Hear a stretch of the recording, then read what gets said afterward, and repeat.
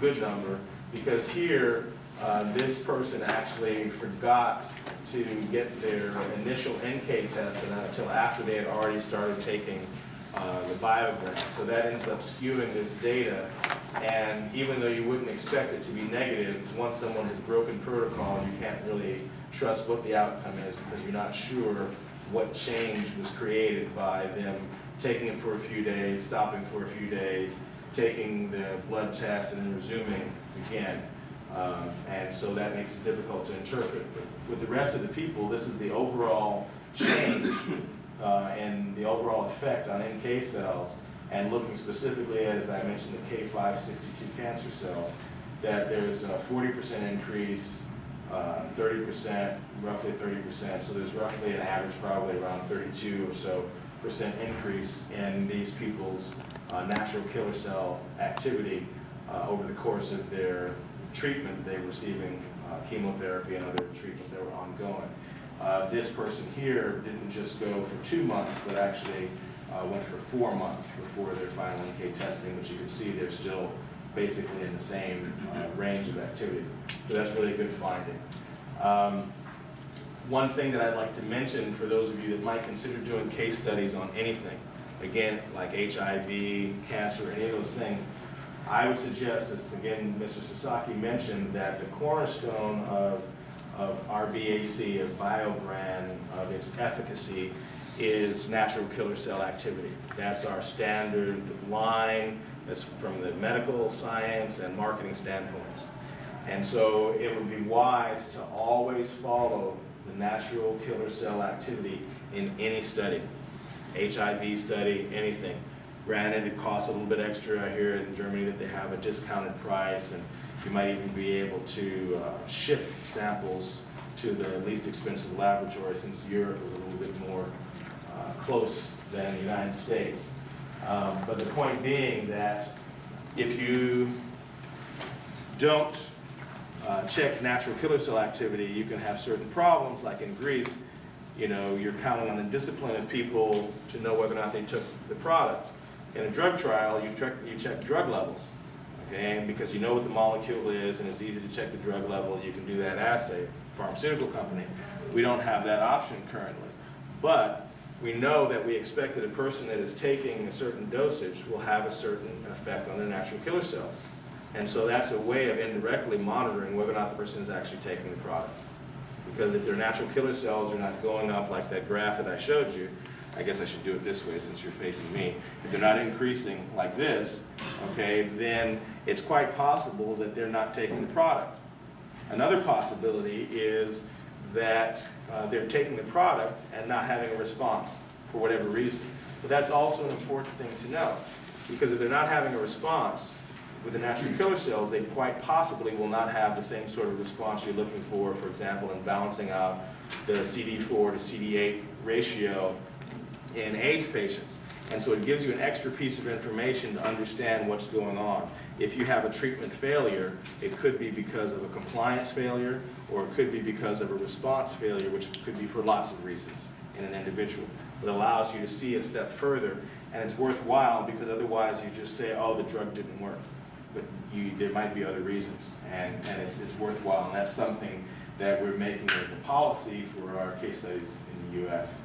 We have some upcoming trials that we're planning to do on autoimmune diseases like Crohn's disease, and also on hepatitis, and we're planning, in addition to following the standard medical parameters like with HIV and hepatitis, looking at a decreased viral load, we're going to follow natural killer cell activity as well.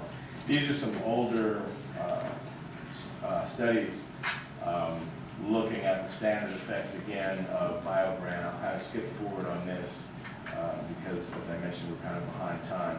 But it just looks at if you have a significant increase in NK cell anti-tumor activity, in this case within 14 days. We've already seen it within 7 on the previous graph, and there was also an increase in B cells and T cells.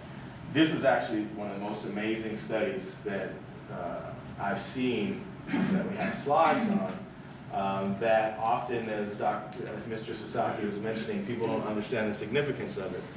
Here is a very simple study. Quality of life study, 205 patients great. It's a huge number of people, so you can have confidence that the results are not just by chance. Okay, showed a significant improvement in the quality of life, which is the basis of looking at a quality of life study. And that's great. Quality of life is very important for people that have chronic terminal illness, because it really comes down to quality of life, but isn't that true for all of us, whether you have a terminal illness or not? But here's this surprise finding, that looking at the survival over this period of time of the study, that the survival rate with BioBran was 54%, and without was only 36%. Okay?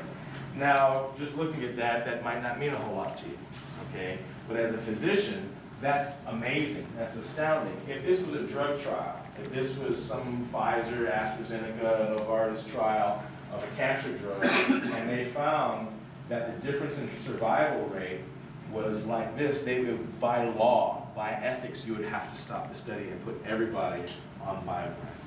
Okay, I'll tell you why. Look at the numbers, okay? 36, half of 36 is 18. If you add 36 to 18, you get 54. That means that the survival rate of the people with RBAC was 50% higher. 50%, not 10%. Not like what you get with some of these chemotherapeutic agents where, you know, their survival is increased for 5 years by a certain small amount, and then half of them die, or not half, I shouldn't say the number, but many of them die from the drug itself. But in this case, it's a non-toxic agent that is increasing survival in these end-stage cancer patients by 50%. Now, I would argue that within the context of the cancer market, or people that are concerned about cancer, self-care, and family care for cancer, this is a much stronger target.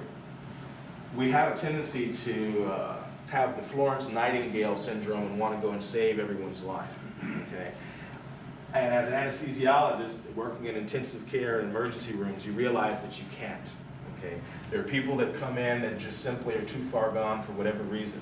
You know, whether they have a disease, they've been in an accident, they try to commit suicide, and some people become insensitive to that, and I hope I haven't become insensitive to that.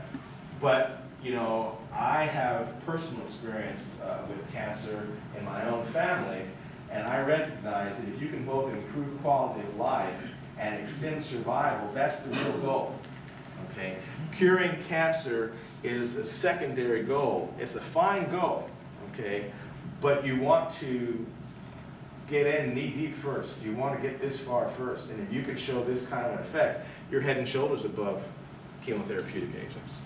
You know, this is what's important to people, really, is can they live longer? Instead of living 5 years, you know, can they live 7.5 or 8 years? It might not sound so great to us because we don't have that diagnosis, okay?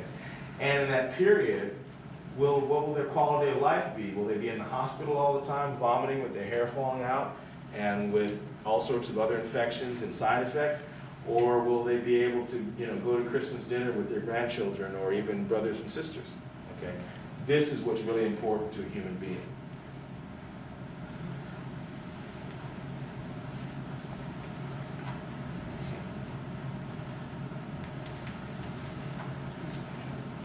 There we go. Okay. Future studies that we have planned in the U.S. with using RBAC, looking at advanced and metastatic cancer, looking at interleukin-2 and RBAC combined therapy. Dinner the other day, one of the distributors mentioned that they tend to avoid talking about RBAC working well with drugs. Again, it's one of those bias points, you know, just like, you know, natural and organic and sugar and all those things. And yes, it's a challenge. I encourage you to try whatever you can to overcome those cognitive hurdles, because each person that you get clear on that issue can pass that information on to another person so that we don't have to deal with it so often. But the bottom line truth is that most of us, when we're very scared, we turn to someone else for help. We turn to an established authority for help. You know, if you're lost and you have a flat tire, you know, you're going to look for someone who knows how to fix cars. You're going to go to the nearest gas station, whatever. That's what we do in our society. Cancer patients typically go to doctors to have their cancer treated. Most people that have cancer, they got their diagnosis from a doctor. So that's really that first step. And so as far as opening that door to the majority of people, if you really want to be able to help the majority of people who have cancer, this is an important step. This is an important step also for being able to help physicians to understand what the opportunity is. At some point, you're not going to walk in, this is a study that's going to be done at a university in the United States. You can't walk into that university and say, let's just try BioBran by itself, because nobody has that confidence, okay?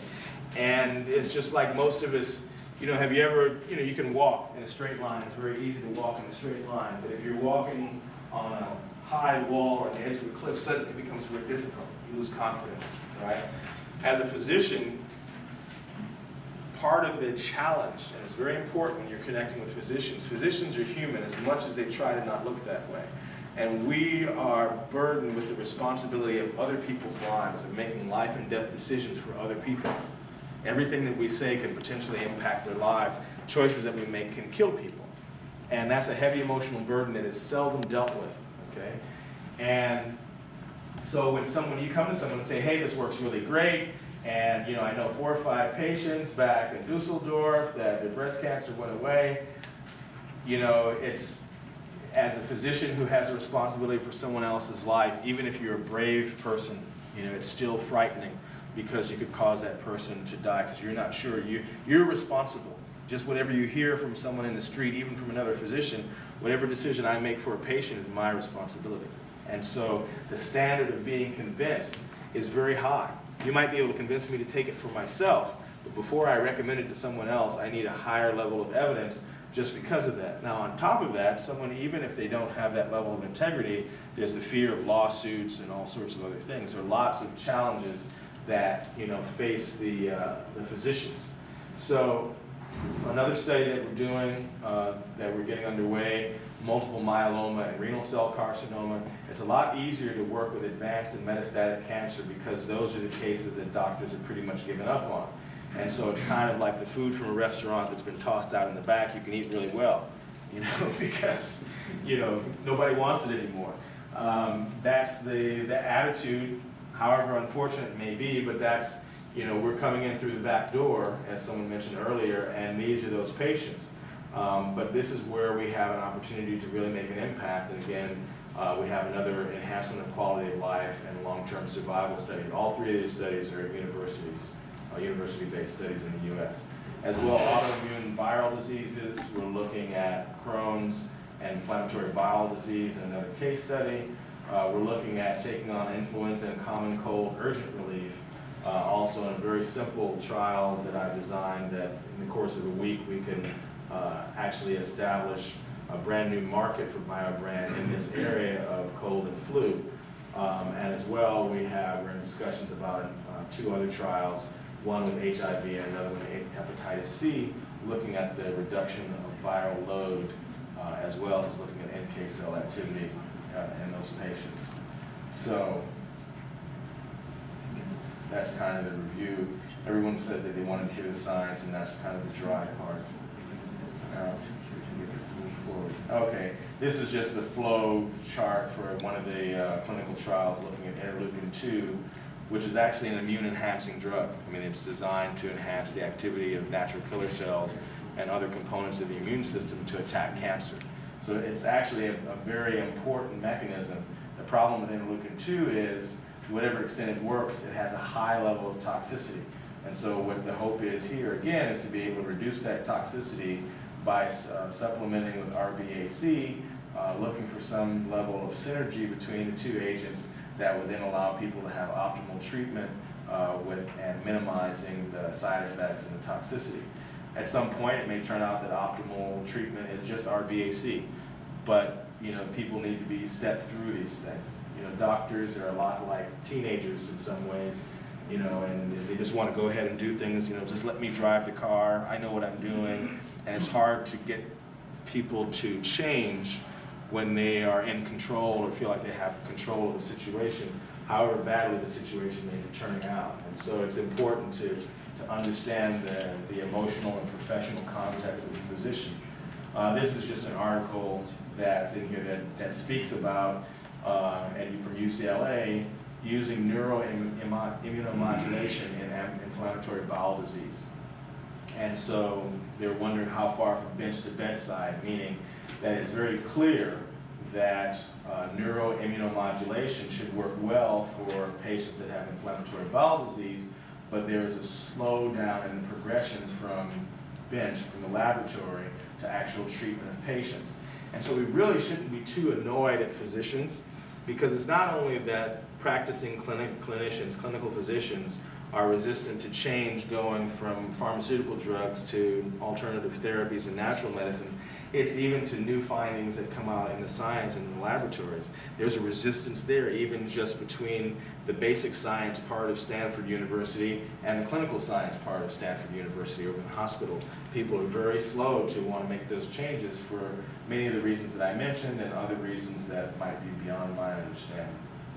So, what does BioBrand do inside of the body? How can it promote health in so many ways? And why is immunorestoration so important? In cancer, if you wanted to know at what level is cancer a singular disease entity that enables a singular therapeutic approach? Now what this means is we often talk about cancer as though it's one disease, but breast cancer, brain cancer, bowel cancer, lung cancer, prostate cancer, kidney cancer, liver cancer, they're all completely different diseases. They're just as different as influenza, pneumonia, athlete's foot. Infections are not all one disease. They're caused by different agents, and so they're treated differently. Different cancers are treated differently. So to even have the concept of having a cure for cancer is in many ways, at least from a drug standpoint, it's a silly concept because you have all these different mechanisms going on. Just like it would be silly to say, oh, I have a cure for infections. What are you going to have that's going to cure HIV, influenza, as well as bacterial pneumonia and, fungal infections, it's hard to imagine what we'd be able to do all those things. But if you were to try to design an approach that would be able to deal with all cancers, you have to find out what do they all have in common? What is that common point where all cancers are the same? Why is it all called cancer? The reason it's all called cancer is from the astrological sign, Cancer the crab, the original observations of cancer cells under a microscope, the way cancer cells invade surrounding tissues, it reminded the observers, the pathologists, of like a crab that had claws sticking out in all sorts of different directions. That's why the name of the disease is cancer, okay? And so at that single cell level is where all cancers are the same. The reason it's a problem is because, like I said, they're like terrorist cells. They attack the other cells of the body. Think of the cells of a human body as being like a community. And you have this one cell or group of cells that are just trying to destroy the community, take over all of the resources, eat up all of the food, and compromise the well-being of the rest of that community. That's what cancer cells do. That's why they kill people. But the causes of cancer are multiple, all the way from the mental level.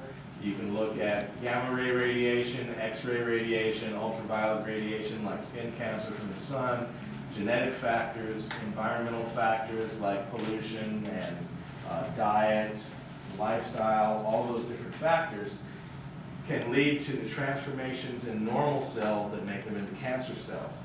And so at that point that it becomes changed from a normal cell into a cancer cell, that first point, that first step is called initiation. When a normal cell is initiated into being a cancer cell, kind of like a normal person who's peace-loving and enjoys, dancing at a nightclub as opposed to blowing up a nightclub like a terrorist. If a person is initiated into a hostile form of humanity that we would refer to as a terrorist, it's very similar to a cancer cell. After that initiation, then there's promotion. Okay, how does this individual cell go to expand its range, expand its effect, For instance, with cancer cells, its ability to draw in nutrients from the body and attract new blood vessels. Just like when people work out and they exercise, part of what makes muscles grow is as you're exercising, those muscles attract new blood vessels, because as the muscle gets bigger, it needs to have more blood vessels so that you can get oxygen and nutrients to the muscle. Okay, it's a normal function in a growing body. Well, tumor cells have that same intelligence because they're our cells, they're human cells, they know everything that we know.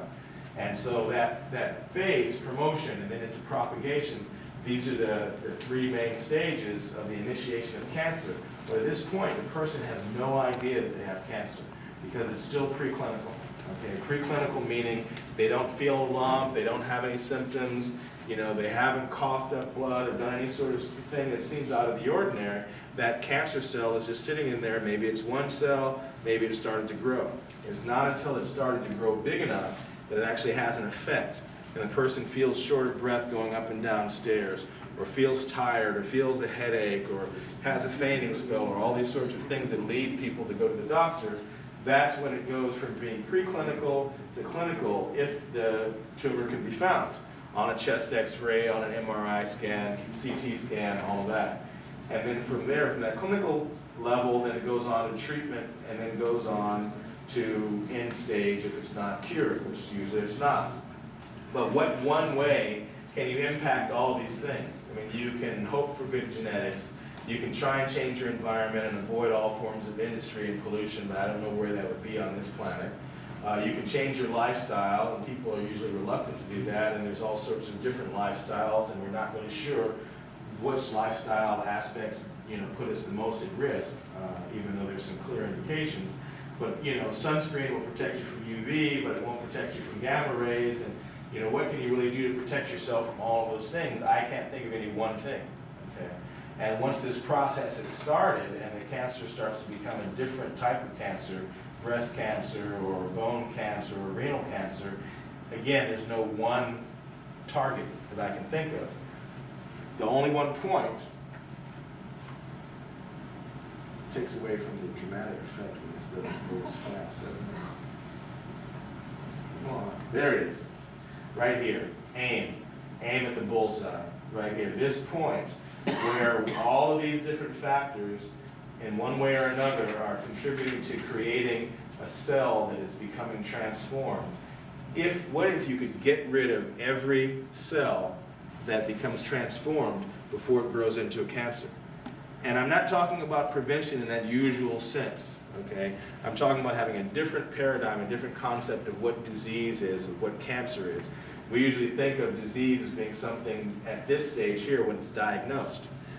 But the understanding in oncogenesis is that in each of us, on a daily basis, there's anywhere from 3,000 to 10,000 cells that become transformed every day that the immune system is responsible to eliminate. Remember that slide with the NK cells and what's the efficacy of your immune system, of my immune system, when it encounters a transformed cell. It's a cancer cell, but it's not really cancer yet because it's not a tumor. No one would call it cancer really. No one could find it except the immune system because it goes from door to door, from cell to cell, okay? And what is its efficacy? What's its ability once it identifies that cell? Is it part of your security force? It has a full clip of ammunition of those enzyme granules to eliminate that tumor cell, or is it out of bullets and kind of tired? Okay, that determines whether that cancer cell lives another day, another year, and has an opportunity to proceed on through this progression. So, this point here, if there was one point that we could hit, that would be the ideal point. And it just turns out that that's the point at which natural killer cells act, and therefore BioBran. It's a really long lag time. Okay, so the immune system has two basic branches, and they're called the adaptive immune system and the innate immune system. And I'll try and quickly go through that understanding because this can be very helpful for you when you're talking to store owners and to potential clients that might have issues with cancer or any other reason that they might want to optimize their immune function. The adaptive immune system is the part we usually think of with T cells and B cells, antibodies, all of those things. It's called adaptive because it adapts to the circumstances. Vaccines are used to activate that side of the immune system. So if we know that a child might be exposed to chicken pox or the mumps, you give an injection, which is basically a molecular signal, saying be on the lookout for something that looks like this virus, okay? And it teaches the immune system to keep an eye out for that before it's ever even exposed to it. Because this part of the immune system, the adaptive part, doesn't have what we would call common sense, okay? It doesn't know what to do until it's given instructions. An example that I give of that is that, you know, a T cell, for example, is a kind of cell that on Friday, on payday, going to the bank to deposit its paycheck, standing in the bank, and 5 men come in with hoods over their heads and automatic weapons, that T cell has no idea what to do. It just stays in line. It has to experience a bank robbery before it knows that a bank robbery is a dangerous situation. It doesn't know what to do, okay? The next time it comes into a bank and there's people there with automatic weapons and hoods on, it knows immediately this is a dangerous situation, and then it can react if it survived the first bank robbery, okay? And so that's the adaptive part. It requires immunization, it requires prior exposure, okay? The innate immune system has common sense, okay? It responds to specific molecular signals. The minute that it sees people with hoods on and automatic weapons, it says, you know, those look like bad guys. I've been to the bank a lot of times, I've never seen anybody like that. Something's wrong, okay? We need to go over there and do something, okay? And that's the difference between those two sides. With the adaptive immune system, again, using the concept of like a security force, again, mentioning the human body as like a sovereign nation or like a community of cells. And like a sovereign nation, like say for instance the United States, I'm sure you read in the newspapers that the United States is always concerned about people sneaking across the border from other places and all these immigration border issues. But to use that as an example, say for instance there was some awful criminal, some drug lord from Colombia like Pablo Escobar, and they had advanced information that he's trying to sneak across the border. He's going to try and get into the United States. He wants to improve his cocaine sales or something, have a big meeting with all the local cocaine distributors. And so you have a picture, right? How would you identify all the border guards, the customs officers, the immigration officers, the people patrolling in Texas and California and Florida? How would they know as T cells to eliminate this guy? They wouldn't. You'd have to send a photograph to each of those officers. So they'd have a picture right here. It says, this is what Pablo Escobar looks like. He's got dark shoulder-length hair, he has a dark mustache, dark eyes, and he wears very expensive Italian suits like Armani and Versace that cost thousands of dollars.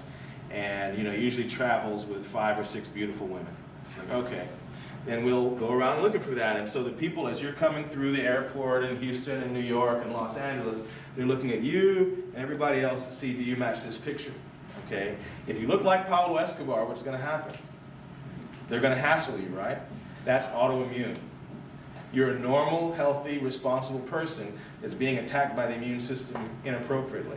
That, by analogy, is like an autoimmune response, okay? And that part of the immune system is trying to find out. And so if you happen to wear an expensive suit, travel with 5 beautiful women, and have hair that kind of, they're going to stop you, question you, body cavity search, whatever it is. You'll be violated, okay? That's like an autoimmune attack. That's what damages cells in the lining of the heart, of the blood vessels of the heart, the brain, when the immune system is hyper alert, okay? And it's acting inappropriately because it's designed to damage cells, and it doesn't, you know, discern whether those cells are human or not human. It's just looking for whatever matches this picture, okay? Now, the thing is, Pablo Escobar is smart, which is why he's a multi-billionaire, has enough money to pay off the whole World Bank loan debt for Colombia, even though they won't let him.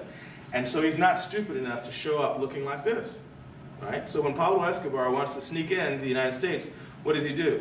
He bleaches his hair blonde, wears blue contact lenses, shaves off his mustache, puts on about 15 pounds, wears some tattered t-shirts and jeans, and puts on a backpack so that he looks like somebody who's hiking and traveling, like a 22-year-old college student or something, just hanging out, and he doesn't bring any girls with him. And so the border guards are all looking like this for this guy, And Pablo Escobar, with his hat and dark glasses and everything, just walks right on by. That's what HIV and influenza do. Every time an HIV infects a person and it goes to the next person, it changes a little bit. Okay, it changes its outer coat. It changes its garment a little bit. Influenza, each year, when it comes around to infect, that's why you call it something new every year. Because to the immune system, it looks absolutely new. In the newspaper, it looks the same. Influenza epidemic. But to the immune system, it's H5N1, it's H4N2, it looks completely different. And so to these cells up here, the problem is that the bank robbers have shown up, but instead of having automatic weapons and black hoods on, they've got on party dresses, you know, and they've got, you know, baseball bats or something. So it's like, oh, how would I know that those are bank robbers, you know? And so it has that problem, it has that challenge, which is why you have the innate immune system. How does this work then by analogy? The analogy I usually use in the United States, and hopefully you've watched enough American television and movies so that this is familiar, is that the natural killer cells, for example, are more like a small town sheriff. There used to be a TV show on years ago called Mayberry RFD, and with Andy Griffith, and he was a small town sheriff, and he had a little son, and it was a little town. But even if you've seen those westerns, right, where the stranger comes into town, and the sheriff comes out of his office and says, "So, you're not from around here, are you? You know, where are you from? You're not from these parts. What's your business here in town? You got a place to stay? Do you know somebody here, or are you just going to be moving on?" Okay, that's what the natural killer cell does. How? Because the sheriff in that small town knows everybody by face. They know each and every person. They've known you since you were 6 or 7 years old, as you've grown up, as you've gotten bigger and lost hair and put on weight or whatever. It knows exactly who you are, that you belong in this town. So it doesn't matter if Pablo Escobar has 5 women with him in an expensive suit or is dressed like a bum. He's still not part of that community. He's not part of this body's cellular community. So that natural killer cell can identify right away, okay, that that cell doesn't belong. Oops. Now, then also by analogy, so how is that? A virus-infected cell doesn't look like part of the community anymore, because when a cell is infected by a virus, its face changes. Every cell in the human body, every cell in your body looks like you. It has your face, okay? And that is that the surface of the cell, this slide will come up. The surface of the cell has a certain look to it, okay? And that's why if someone receives a heart transplant, to us it just looks like a heart, human heart, okay? But to the immune system, that human heart has the face of Sasaki-san instead of Uchiyamada-san. And so that body, this body knows that, wait, this heart doesn't belong here. It looks completely different than the rest of us. And so the immune system attacks it, even though you might have paid a lot of money for a heart transplant. Your heart, your immune system is going to attack it, okay? And this is just a diagram of an actual, not diagram, a photograph of an actual human natural killer cell attacking a human tumor cell. The small cell here is the natural killer cell, and the big, huge, dark cell is the cancer cell. These light green areas that are lighting up are what are called cytolytic molecules that are called perforin. And those are the enzyme granules that this cell injects into this cell to dissolve it away. Okay? And along here, there are what are called actin filaments that allow this cell to latch on, create little holes that it can inject these granules with. And a diagram that might be a little bit easier to understand, as I mentioned,